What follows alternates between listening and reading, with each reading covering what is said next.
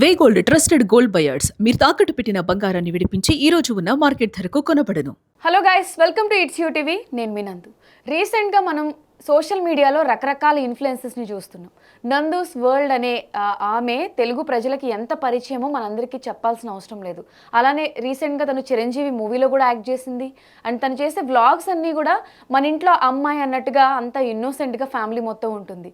So వాళ్ళపైన కొంతమంది వచ్చేసి కంప్లైంట్ పెట్టడం జరిగింది. అదంతా ఫాల్స్ అలిగేషన్, డబ్బులు తీసుకుని ఇండియాలో ఎవరో బ్యాడ్ చేస్తున్నారు అని చెప్పి ఆవిడ ఒక వీడియో కూడా రిలీజ్ చేసింది.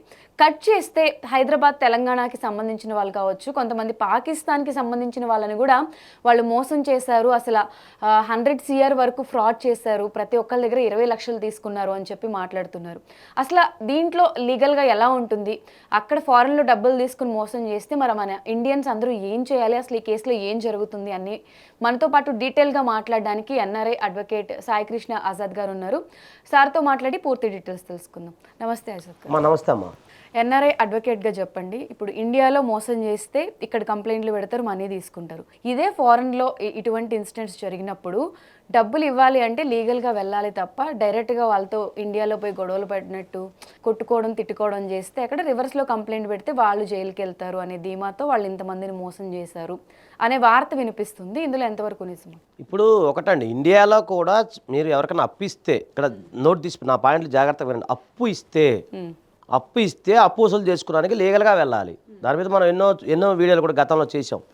ఇప్పుడు ఉదాహరణకి బ్యాంకు వాళ్ళు అప్పు ఇచ్చినప్పుడు ఇంటి మీద రాకూడదని, దౌర్జన్యంగా ఉండకూడదని, తిట్టకూడదని ఇవన్నీ మనం చెప్తాం. అది ఓకే, యాక్సెప్టబుల్. కాకపోతే ఇక్కడ ఎక్కడ ప్రాబ్లం అవుతుంది, ఆమె అప్పు తీసుకోలేదు ఎవరి దగ్గర. ఆమె ఒక బినామీ కంపెనీలో లేకపోతే ఆమె చెప్పిన సదరు కంపెనీలో ఏవో పెట్టారు.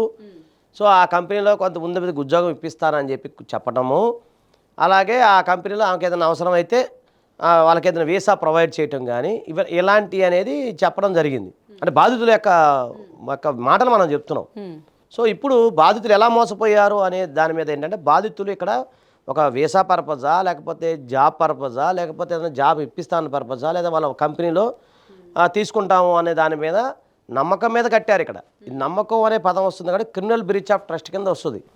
సో కొంతమంది ఏంటంటే వాళ్ళు ఇక్కడ వాళ్ళు కాదు, ఎన్ఆర్ఐలు, వాళ్ళు యూకే మెంబర్షిప్ ఉంది, సిటిజన్షిప్ ఉంది, ఇక్కడ వాళ్ళు కాదు, ఇవన్నీ చట్టాలు వర్తించవు అని అంటున్నారు. ఓకే, బాగా కరెక్టే. మన చట్టాలు వర్తించవు అని అనుకున్నప్పుడు డబ్బులు తీసుకున్నప్పుడు చట్టాలు ఎట్లా వర్తిస్తాయి మరి? ఇప్పుడు కరెక్ట్గా ఫారెన్ ఎక్స్చేంజ్ ద్వారా తీసుకోవాలి కదా. అలా కాకుండా వాళ్ళ అంటే నాకు తెలిసిన వాళ్ళ కుటుంబీకులకు సంబంధించిన బ్యాంకుల్లో కూడా అమౌంట్ వేశారని తర్వాత వాళ్ళ చుట్టాలకు సంబంధించిన అకౌంట్లు వేశారని చెప్పేసి వీళ్ళు వచ్చి దీనికి దానికి అని చెప్పి డబ్బులు తీసుకున్నారని చెప్పేసి, కొంత క్యాష్ రూపంలో తీసుకున్నారని చెప్పి ఇలా రకరకాల ఊహాగానే నిలబడతా ఉన్నాయి. అంటే కొంత మన బాధితులతో చర్చిస్తే కానీ క్లారిటీ రాదు.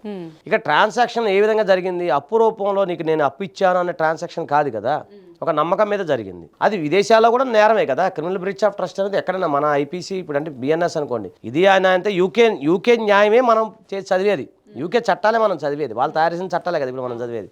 సేమ్ ఇదే అక్కడ అప్లికబుల్ అవుతుంది. కాకపోతే ఏంటంటే వాళ్ళు ఎన్ఆర్ఐలు అని అనుకున్నప్పుడు ఇక్కడ మీరు ఎఫ్ఐఆర్ నమోదు చేసి దారిని ఏంటంటే ఇంటర్పోల్ ద్వారా మనం దాన్ని తెప్పించవచ్చు, ఇంటర్పోల్ ద్వారా తెప్పించవచ్చు. అలాగే ఇంటర్పోల్ ద్వారా రెడ్ కార్నర్ నోటీస్ కూడా జారీ చేయొచ్చు. ఇవన్నీ కూడా ఆర్థిక సంబంధమైన వ్యవహారాలు, ఆర్థిక నేరాలు కాబట్టి. ఇప్పుడు మన గతంలో చూసాం, నీరవ్ మోడీ కానీ వీళ్ళంతా కింగ్ ఫిషర్ అధినేత ఉన్నారు కదా, ఆయన ఆ కింగ్ ఫిషర్ ఆయన సంబంధించిన ఆయన కానీ వీళ్ళంతా కూడా ఏంటంటే అలా ప్రజల్ని మోసం చేసి వెళ్ళిపోవడం జరిగింది. సో ఈ విధంగానే ఎట్లనే వాళ్ళు చేసిందంటే ఇక్కడ మోసం చేసి వెళ్ళారు, అది వాళ్ళకి తేడా అది.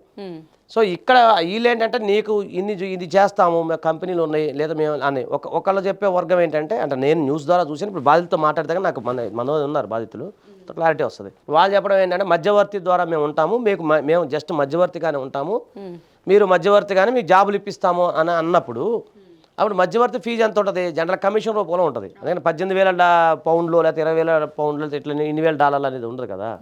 సో ఆ విధంగా ఉన్నప్పుడు మేము వాళ్ళు మా కంపెనీలోనే ఉన్నాయి లేకపోతే మా కంపెనీ ఉన్నాయి అని చెప్పి. ఇక మీకు విదేశాల్లో ఏంటంటే మనలా కాదు. ఇప్పుడు విదేశాల్లో ఒక ఓపెన్గా చెప్పాలంటే చిన్న ఇంట్లో పనిచేసేవాడు కంపెనీ పెట్టుకోవచ్చు. ఇప్పుడు అర్బన్ క్లాప్ ఉంది కదా, అర్బన్ క్లాప్ అయితే సంథింగ్ యాప్ ఉంది, అలాగే ఎవరైనా కంపెనీ పెట్టుకోవచ్చు. చిన్న చిన్న విషయాలు కూడా కంపెనీ పెట్టుకోవచ్చు, ఇబ్బంది. ఎల్ఎల్పి కంపెనీలు అవి అన్నీ ఉంటాయి, అవి పెట్టుకోకూడదని ఏం లేదు, పెట్టుకోవచ్చు. దానికి కొన్ని రూల్స్ రెగ్యులేషన్స్ ఏ ఉంటాయి, దాని ప్రకారం చేసుకోవచ్చు. ఇప్పుడు అలాంటి కంపెనీలు ఇలా ఎన్ని ఉన్నాయి, ఏం కంపెనీలు ఉన్నాయి అనేది ఒకటి తెలియాలి. రెండోది బాధితులు నిజాయితీగానే అక్కడ జాబ్ కోసం వెళ్తున్నారా, లేదంటే బ్యాక్ డోర్ కోసం వెళ్తారు. కొంతమంది ఏంటంటే బ్యాక్ డోర్ ఉంటుంది, అంటే ఏదో ఫేక్ ఎక్స్పీరియన్స్ సర్టిఫికేట్లు పెట్టేసి అలా వెళ్తే మళ్ళీ వీళ్ళతో కూడా తప్పు ఉంటుంది కదా. మనం రెండు వైపులా ఆలోచించాలి. అది ఏంటనేది కూలంకషంగా చర్చించాలి. బాధితులు ఎవరో మన దానికి వచ్చారంట, బాధితులతో మనం మాట్లాడి నేను చెప్తున్నా కదా, మేమైతే లీగల్గా అయితే ప్రొసీడ్ అవ్వడానికి సిద్ధంగా ఉన్నాం బాధితుల తరపున. నేనైతే అంటే ఇప్పుడు అక్కడ డబ్బులు ఇచ్చి అక్కడ తీసుకున్న తర్వాత ఇప్పుడు వాళ్ళు అక్కడ ఏం చేయలేకపోయారు కాబట్టి ఇండియా వచ్చి ఇక్కడ లీగల్గా కంప్లైంట్ అది ఫైల్ చేస్తారు.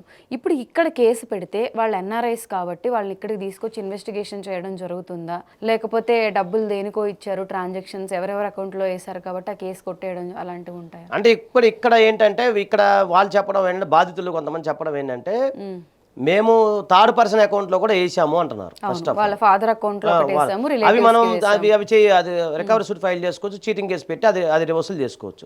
తర్వాత ఎవరెవరు ఇండియన్ అకౌంట్స్ లోకి వెళ్ళి ఇండియన్ అకౌంట్స్ నుంచి ఫారెన్ అకౌంట్ లోకి వెళ్ళి అనేది చూడాలి. ఇవన్నీ చూడాలి. చూసిన తర్వాత ఒకవేళ వాళ్ళు నిజంగానే వీళ్ళకి ఏమైనా అంటే మామూలుగా బాండ్ పేపర్ అని ఇచ్చారా, నమ్మబలికారా. ఇప్పుడు ఇక్కడ కూడా మనం చూస్తున్నాం, చాలా మంది ఉద్యోగాలు ఇప్పిస్తా అని చెప్పి మోసం చేస్తున్నారు. అలాంటిది ఏమైనా ఉందా, వీళ్ళ మధ్య ఏం ట్రాన్సాక్షన్ జరిగింది, బలమైన ఎవిడెన్స్ ఉందా, ఇవన్నీ కూడా చూసినప్పుడు ఇవన్నీ ఆర్థిక నేరాలు వస్తాయి. ఇప్పుడు 50 మంది బాధితులు ఉన్నారు, దాంట్లో ఎక్కువ మంది ఆడపిల్లలే ఉన్నారు అనేది కూడా తెలుస్తుంది. ఎందుకంటే ఆవిడ యూట్యూబ్ చూసే వాళ్ళందరూ కూడా ఎక్కువ లేడీస్ ఉంటారు కాబట్టి మనం చేయొచ్చు. ఇక్కడ చీటింగ్ కేసు అవి ఫైల్ చేయొచ్చు, ఐటీ యాక్ట్ కింద ఫైల్ చేయొచ్చు. తర్వాత దాన్ని బట్టి ఇంటర్పోల్ని ఆశ్రయించిన తర్వాత దాన్ని ఎలాగ ఎల్ఓసి కూడా ఇష్యూ చేయొచ్చు, లుక్అవుట్ సర్క్యులర్ ఇష్యూ చేయొచ్చు, ఇవన్నీ చేయొచ్చు. అంటే ఇక్కడ మేము విదేశీ పౌరులు అని చెప్పి ఇండియాకి వచ్చి మోసం చేయాల్సిన రైట్ అయితే లేదు మీకు. వాళ్ళు నిజంగానే కంపెనీ పరంగా ఎంతమందిని నిజంగా మోసం చేశారా, మోసపూర్వకంగా ఉద్దేశకంగా చేశారా, ఇవన్నీ కూడా మనం ఒకసారి కూలంకషంగా చర్చించిన తర్వాత ఫైల్ చేయొచ్చండి, ఇబ్బంది లేదు. పిటిషన్ అయితే ఫైల్ చేసుకోవచ్చు. ఓకే, ఇప్పుడు అక్కడ కేసు తీసుకున్నా తీసుకోకపోయినా ఇండియాలో ఎఫ్ఐఆర్ అయితే వాళ్ళు ఇంట్రాగేషన్ చేసుకోవచ్చు. ఎందుకంటే వాళ్ళ నాన్నగారు కూడా వాళ్ళు ఉన్నారు కదా, వాళ్ళు కూడా ఇండియన్ యూకే సిటిజన్స్ కాదు కదా కొంతమంది.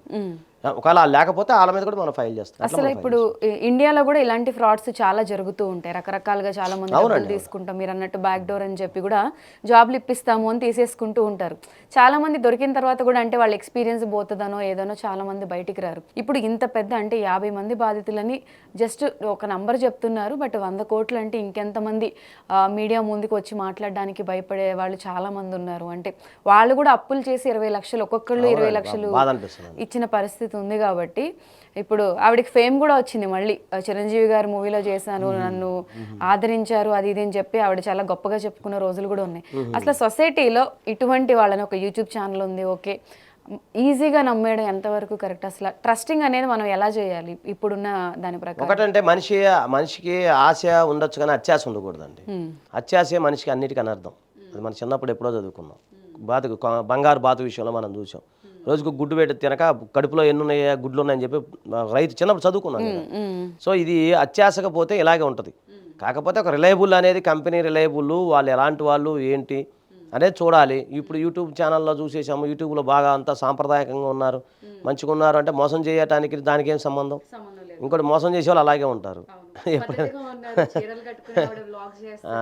ఇప్పుడు సరే, ఇప్పుడు ఆమె అది ఏంటంటే ఇప్పుడు ఆమె ఏం చేసింది అనేది క్లారిటీగా రావాలి అంటే బాధితులతో మొత్తం పూర్తిగా అన్ని డాక్యుమెంట్స్ అన్ని వివరాలు సెర్చ్ చేసిన తర్వాత మనం దాన్ని బట్టి మనకి ఇంకొక వీడియో చేయొచ్చు.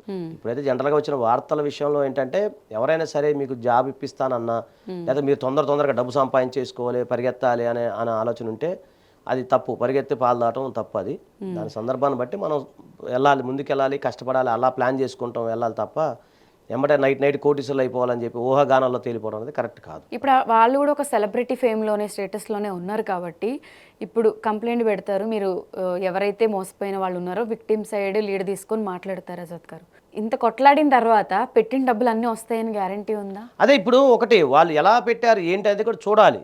ఒకటి. రెండోది వస్తాయి ఎందుకు రావండి? వస్తాయి ఎందుకు రావు? గట్టిగా ఒత్తిడి చేసి ఇంటర్పోల్ ద్వారా ఒత్తిడి చేసి మనం గట్టిగా చేస్తే వస్తుంది. లేదా యూకేలో కూడా ఫైల్ చేయొచ్చు. మనం అంటే ఇక్కడే ఉండి అక్కడ కూడా చేసుకోవచ్చు. ఆన్లైన్ ద్వారా చేసుకోవచ్చు. అది చూడాలి అక్కడ వాళ్ళు ఎక్కడ ఉంటారు ఏంటి కొద్దిగా చూసుకున్న తర్వాత చేయొచ్చు. అలాగే అమెరికన్ ఏదైతే ఉందో యూకే ఎంబసీకి రాయొచ్చు, ఇండియన్ ఎంబసీకి రాయొచ్చు. విదేశీ మంత్రిత్వ శాఖ ఉంటారు, ఫారెన్ ఎక్స్టర్నల్ మినిస్టర్స్, వాళ్ళది కూడా మనం వాళ్ళు కూడా అప్రోచ్ అవ్వచ్చు. అంటే వాడు చాలా వీడియోలో ఎంత ధీమాగా చెప్తుందంటే మాకు ఇండియాలో అసలు ఎటువంటి ఆస్తులు లేవు, ఇండియాలో మాకు అసలు ఏమీ లేవు, ఇక్కడ ఉన్నాయన్నీ కూడా యూకేలో, అంటే కాన్ఫిడెంట్ గా మేము ఇంకా ఇండైరెక్ట్ గా ఇండియా రాము, మీరు నన్ను ఏం చేయలేరు అన్నట్టుగా అన్నట్టుగా ఉంటుంది. సర్లేండి, దానికి ఏముంది, ఇప్పుడు ఆమె చెప్పడం అని చెప్పిద్ది. ఇప్పుడు మన దగ్గర ఉన్న బలమైన ఆధారాలను బట్టి మనం అయితే ప్రయత్నం చేయొచ్చండి. సో ఏది ఏమైనా కూడా ఎవరికైనా డబ్బులు ఇచ్చే ముందు వాళ్ళు ఇన్ఫ్లుయెన్సర్స్, వాళ్ళకి ఫేమ్ ఉంది, మనకు తెలిసిన వాళ్ళే అని చెప్పి ఎలా తెలుస్తారండి? ఏదో ఎక్కడో మీరే అంటున్నారు కదా, వాళ్ళు ఎక్కడో యూకేలో ఉంటారు, మన దేశం కాదు, మన ఫోన్లో చూస్తే ప్రజలు మన ఇంట్లోనే ఉన్నట్టు feel మరి అయిపోతారు మన మన దేశం కాదు, మన ప్రజలు కాదని మీరే అంటున్నారు. అన్నప్పుడు ఎలా నమ్ముతారండి మీరు? వేరే వాళ్ళని నమ్మకూడదు కదా మనం. అది మన తప్పు కూడా ఉంటుంది. అవును, అదే చెప్తున్నా, ఫోన్లో చూసి ఇన్ఫ్లుయెన్సర్స్. ఇప్పుడు ఎన్ని ఎలా ఉంటదంటే అండి, అంతా అయిపోయిన తర్వాతే బయటకు వస్తారు జనాభా, ముందు చెప్తే వినరు. నెక్స్ట్ ఒక బ్యాంక్ కూడా ఉంది, నేను పేరు చెప్పను, కృష్ణా జిల్లాలో బ్యాంక్ కూడా, అదే నాకు ఇన్ఫర్మేషన్ వచ్చింది. మేము బాధితుల దగ్గరికి వెళ్ళి అడుగుతా ఉన్నాం.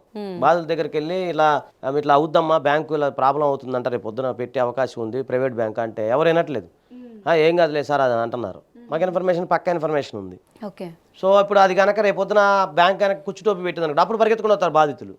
అది prevention is better then the cure అంటే ఎవరు నమ్మరండి ఈరోజు. నమ్మకమే అంతే, నమ్మకం మీద వెళ్ళిపోతుంది. సో ఏది ఏమైనా కూడా ఈ కేసులో అంటే వీళ్ళు ఎలా డబ్బులు ఇచ్చారు, వీళ్ళ దగ్గర చాటింగ్స్ కానీ ఏదైనా ఎవిడెన్స్ ఉంటే దాన్ని బట్టి మనం ఏం సెక్షన్స్ పెడుతున్నాము అండ్ ఎలా ఫాలో అప్ చేస్తున్నాము అనేది వాళ్ళతో మాట్లాడిన తర్వాత ఖచ్చితంగా మన ఛానల్ని ఫాలో అవుతుంటే మన అదే నెక్స్ట్ ఎపిసోడ్లో మనం దాన్ని ఫాలో అవుతుంటే మీకు వాళ్ళకి అప్డేట్ వస్తుంటే మనం కూడా సపోర్ట్ చేద్దాం. సో చూసారు కదా, ఇన్స్టాగ్రామ్లో ఇన్ఫ్లుయెన్సర్స్, యూట్యూబ్లో ఇన్ఫ్లుయెన్సర్స్, మనకి బాగా తెలిసిన వాళ్ళు, మన ఇంట్లో వాళ్ళు అని చెప్పి మనం ఓన్ చేసేసుకుంటూ ఉంటాం. అండ్ నమ్మితేనే మోసం చేస్తారు, ఆ నమ్మిన వాళ్ళదే తప్పు అనడంలో అసలు ఎటువంటి ఇది లేదు. ఎందుకంటే నమ్మడం వల్లే ఇప్పుడు ఆవిడ ఇంతమందిని ఇన్ని కోట్లు మోసం చేసింది అనుకోవచ్చు. సో దీనికి సంబంధించి చాలామంది విక్టిమ్స్ కూడా ఇప్పుడు మన ఛానల్లోనే ఆజాద్ గారితో మాట్లాడబోతున్నారు. అసలు వాళ్ళ వర్షన్ ఏం చెప్తారు, అసలు ఈ ప్రాసెస్ అంతా ఎలా జరిగింది, ఏంటి, మిస్ చేయకూడదు అంటే మన ఛానల్ని కంటిన్యూస్గా చూస్తూ ఉండండి. అలానే మీ ఒపీనియన్ కూడా కమెంట్ సెక్షన్లో కమెంట్ చేయండి. Thank you Azad. Thank you అమ్మ.